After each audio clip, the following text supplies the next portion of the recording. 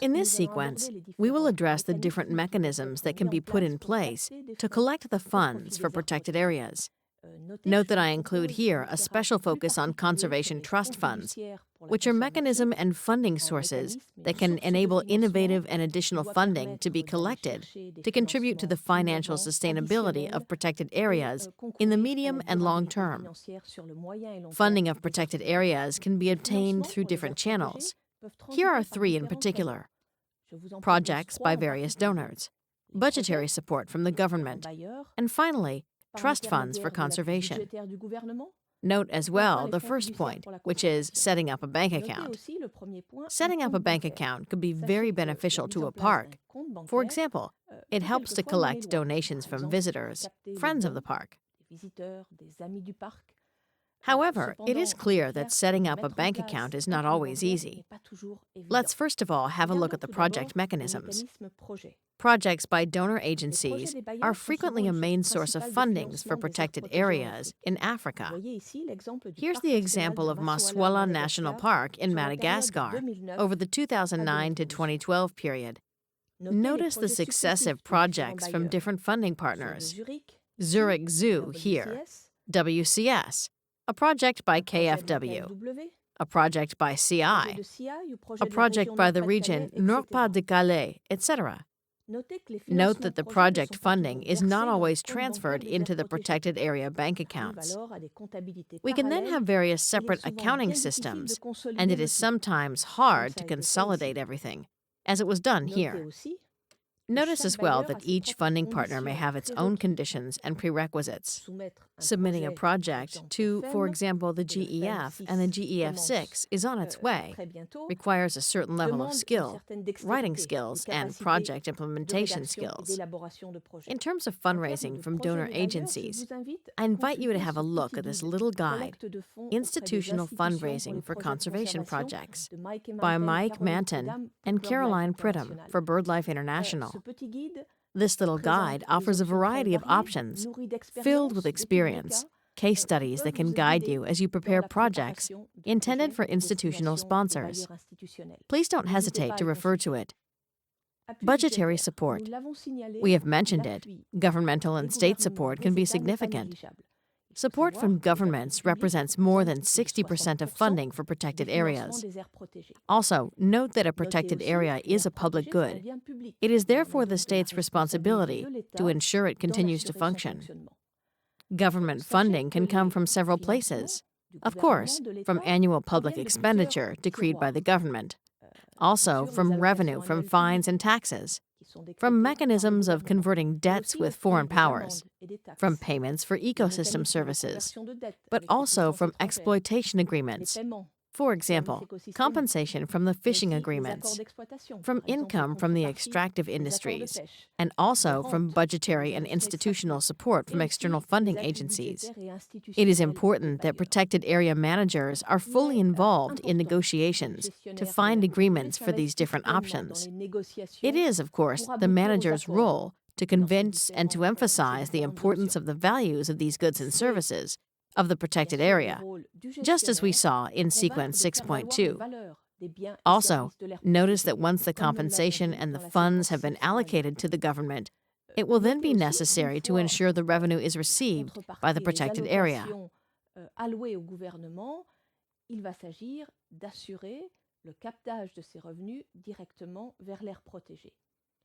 Sometimes that isn't easy. Let's now have a look at conservation trust funds. Before going any further, I would just like to highlight two reference books.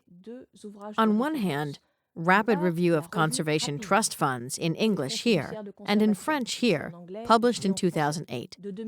On the other hand, there is Practice Standards for Conservation Trust Funds. All of a group of colleagues' experience, expertise, has been put in this book, in this guide, to introduce the best practices in terms of running, operating, and creating conservation trust funds. These are very precious guides. What is a conservation trust fund? The accepted definition, the one suggested in the 2008 Rapid Review and reused in publications by CFA, is the following.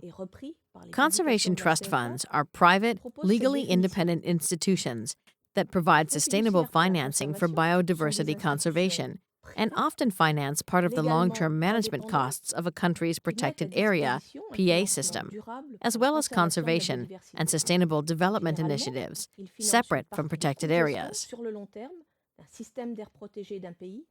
Ainsi que des initiatives de conservation et de développement durable en dehors des aires protégées.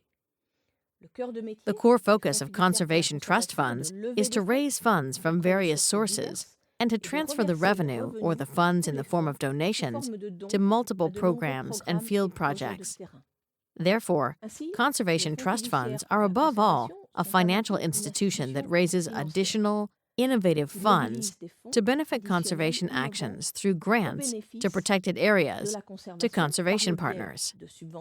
It is a legally independent organization. We have mentioned that, which is governed by a joint body of directors, generally with representatives of donor agencies, government, civil society, but also with qualified individuals, mainly in terms of finance, investment, regarding conservation and fundraising. Finally, it's a mechanism that can manage several accounts for different objectives. They are generally endowment funds, where income funds the subsidiaries. But there can also be a sinking fund or revolving funds. We will have a look at that in a moment. Let's have a look at the map of conservation trust funds.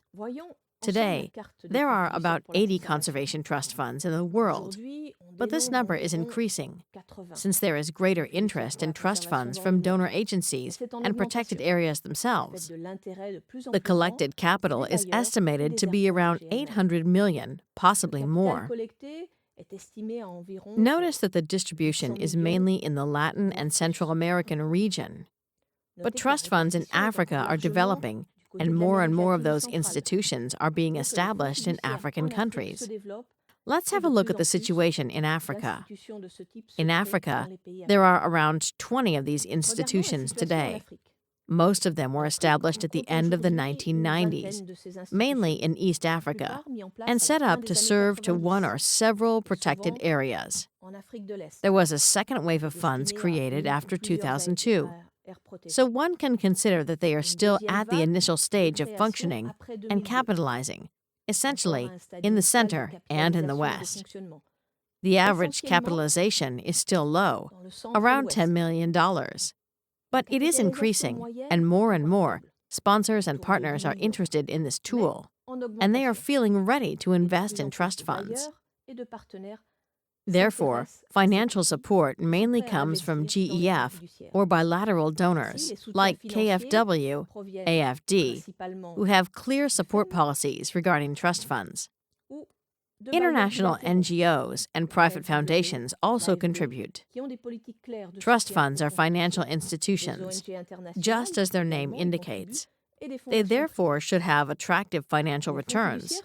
And yet, financial returns these last years have been similar to the benchmark indexes, more than 9% in 2013, which is interesting. Over a period of 3 to 5 years, there is a return close to 7%, which is similar to what many funds aim for. More, donor agencies consider conservation trust funds to be promising tools. They have developed general policies in favor of trust funds.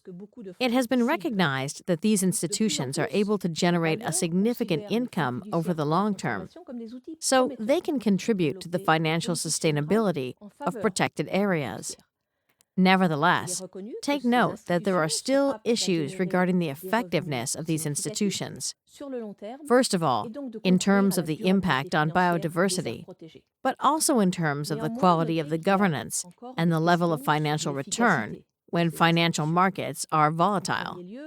So there are still many issues, but there is a lot of good interest for this mechanism that aims to complement other mechanisms that we have studied, namely projects and budgetary funding by the government. Pour un mécanisme qui se veut complémentaire, bien sûr, aux autres mécanismes que nous avons étudiés, notamment les projets et les allocations budgétaires du gouvernement.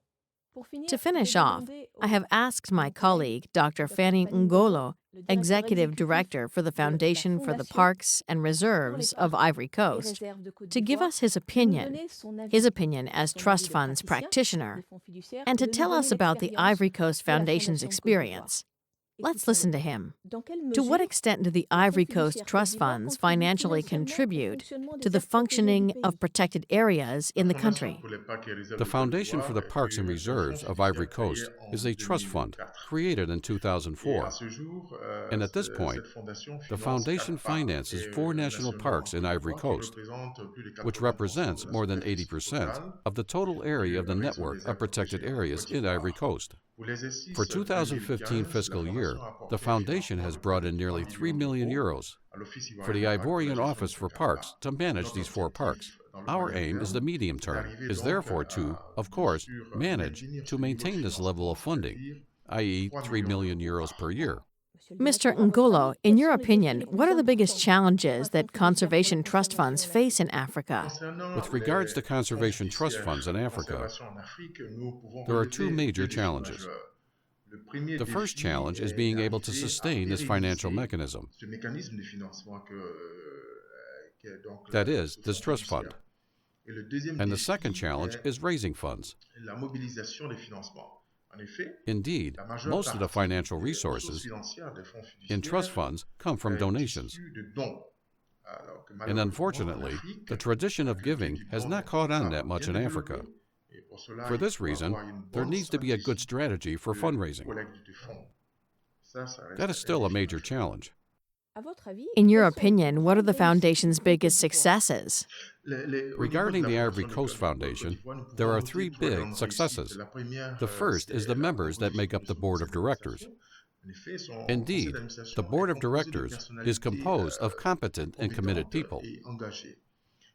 The second big challenge was being able to gather, during a slightly turbulent period in Ivory Coast, nearly €31 million, and that is therefore a key element. And finally, we think that the Ivory Coast Foundation is an institution well positioned at the national level, because it is a respected institution that people listen to, and that also has an opinion about all the conservation problems in the national parks in Ivory Coast. Can you give us the 3 factors that lead to the success of conservation trust funds? In Africa, for trust funds to succeed,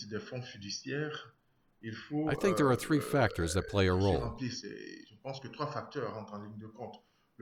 The first factor involves the management team. There needs to be a good team at the level of the board of directors, as well as at the level of the executive management. The second important element is to apply a good governance when managing the foundation. Daily managing must, of course, be based on good governance. And finally, the third important factor is to have a good return on investments, of course. All in all, the aim is ultimately to be able to gather enough funds for the conservation of the park, or more generally, for conservation. There, this sequence is now finished. You should now understand that financial sustainability of a protected area relies on interactions between several mechanisms. The sources of finance must be varied. The financial mechanisms must be varied.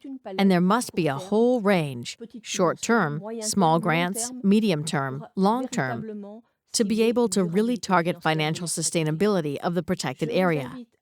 I suggest you visit whenever you want the CFA website, the Conservation Finance Alliance website. The link is here.